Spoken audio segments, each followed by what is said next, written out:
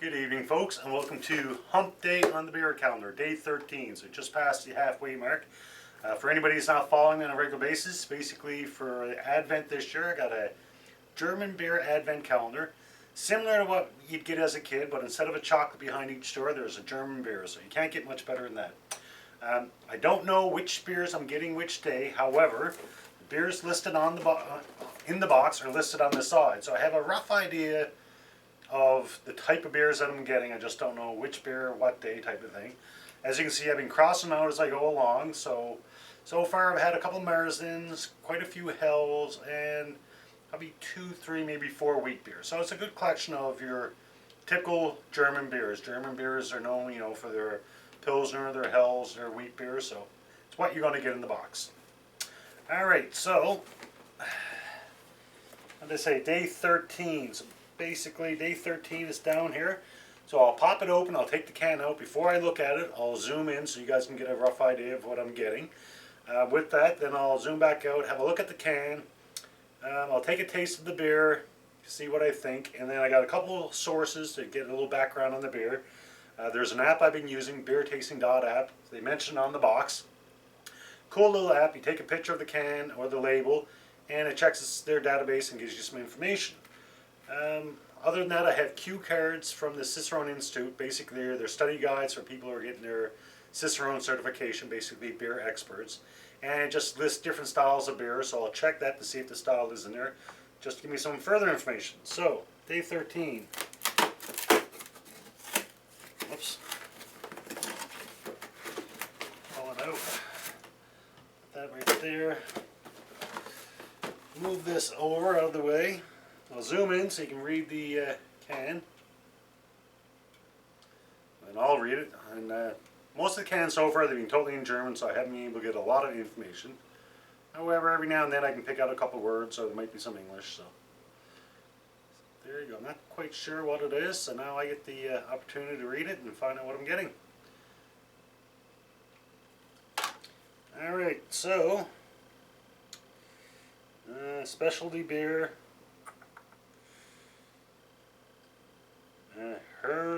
Herrnbrau, which is the name of the brewery, I'm assuming. Not getting a lot of interest. It looks like Jubilaums Sud. Wow, doesn't even tell me the style of beer, so I'm going to have to check the box for sure. Alcohol content 5.6, so a little bit strong than a regular beer. Alright, let's see. So they got Herrnbrau Jubilaums beer. It's a dark lager, and they consider it a strong beer. So I've had I believe it was a black lager in Prague. Actually, I did a review on that one. That was at the beer spa. There was 2 beers at the beer spa, basically soaking it out of beer and drinking beer on tap. So they did have a black lager, so I'm not sure if it's the same thing. I think there is a black lager in the box.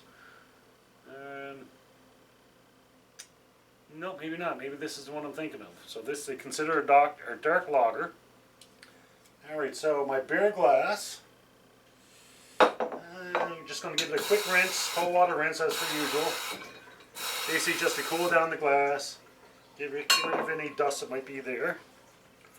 We'll pour it up. We'll take a whiff of the aroma. Take a taste. See if I can pick out any elements of it. I'm not really good at that aspect of it, though I am getting better.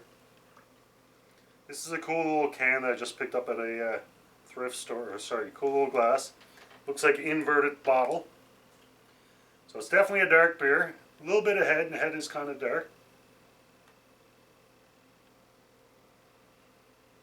Not a lot of aroma. Your typical lager aroma, but nothing to really jump out at me.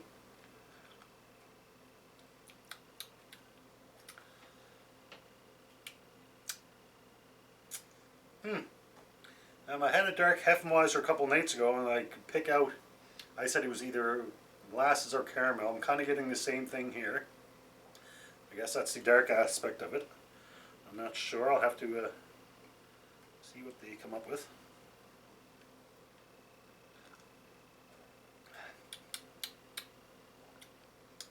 Not a lot of flavor. Actually, not much at all, really. For a dark beer, I was kind of expecting a little bit more. That's not a bad thing either, don't get me wrong. Just I was expecting, normally with dark beers, you know, as soon as you taste them, you can taste that it's a dark beer, if that makes any sense.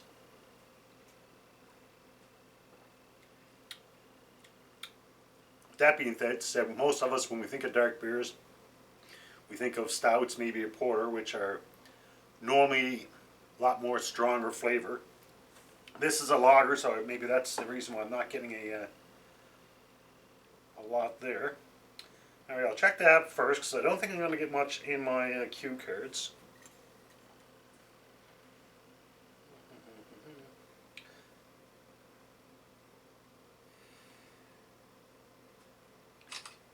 Now they actually have a page there for the beer itself, and then on their home page they can list talking about the beers every day of the calendar.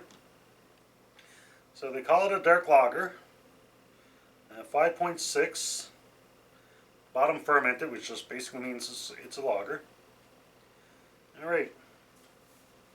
It says in 2016 the Bavarian Purity Laws, and that's basically the Bavarian Purity Laws were from 1516 in Germany, whereby they said you can only brew beer using water, barley, and hops.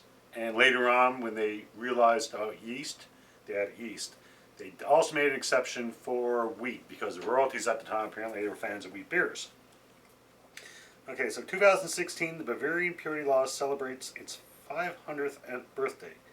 Specially made for this occasion, the Herrnbrau, I'm sorry I'm going to bastardize this, Jubilaums Sud, this beer, is brewed in a classic mashing process.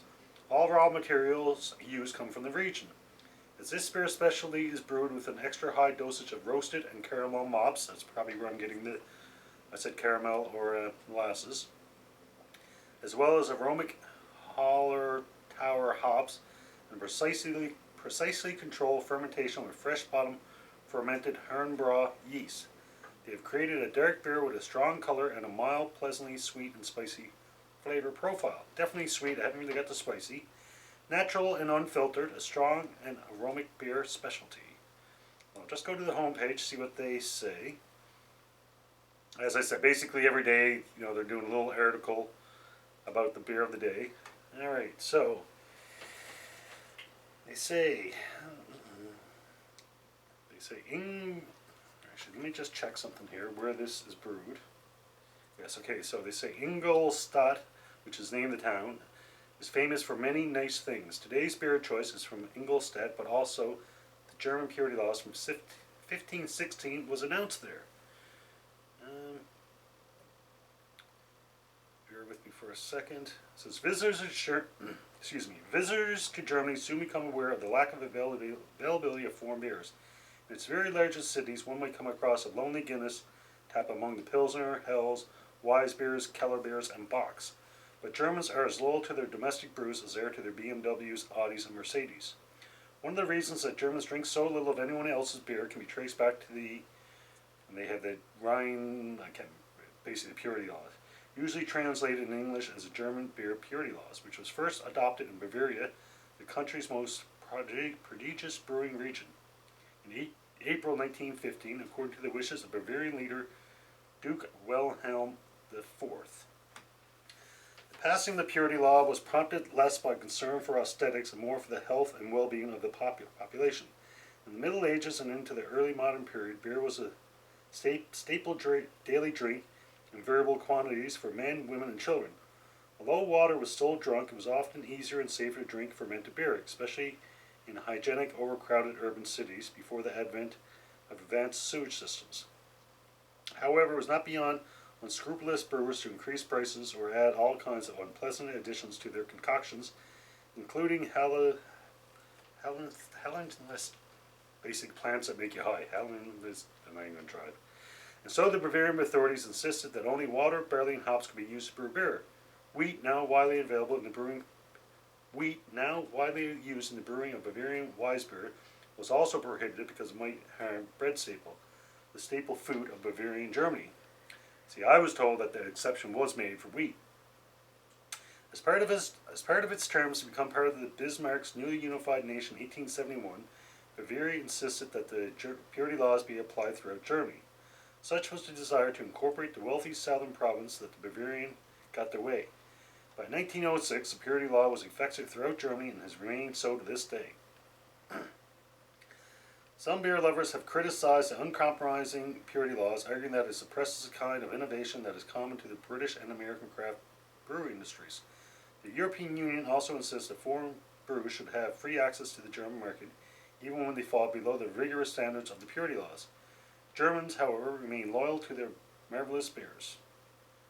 And that's about it. And I know I'm not going to get anything here, but I'll just check the cue cards. Yeah, they got the Czech Premium Pale Lager. And they got Vienna Lager. But no, nothing there. I didn't think there would be. Alright, so it is a little sweet. I'm kind of getting that, which is probably from the caramel. Seems like every time there's caramel, I always get the taste of molasses. So maybe it's just my taste buds.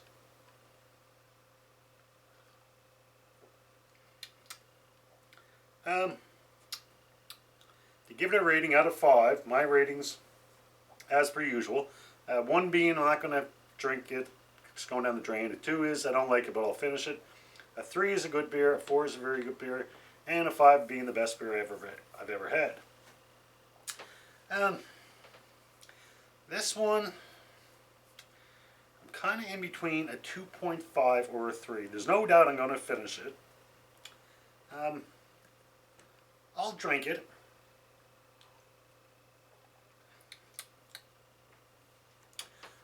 It's not that I'm not enjoying it, but it's definitely not. No, that's it. It's not something I'm going to go out of my way for. I think I'm comfortable with a 2.5, so that's in between. Not a big fan. A 2 would be not a big fan, but I'll finish it. A 3 is a good beer, so I think a 2.5. Like it's not something that I'd go out of my way for, or give me this beer and probably any other beer, I'd probably take the other beer, but if it's only one there, I wouldn't hesitate. So I think about 2.5. So there you go, folks. That's my rating for the, I'm going to try to read it off the thing, the Herrnbrau Jubilaums beer. I know I'm bastardizing that for any German followers. I'm sorry for that. So hopefully you can join me tomorrow, day 14, and we'll find out what brew we got. So as always, until next beer, enjoy responsibly and cheers.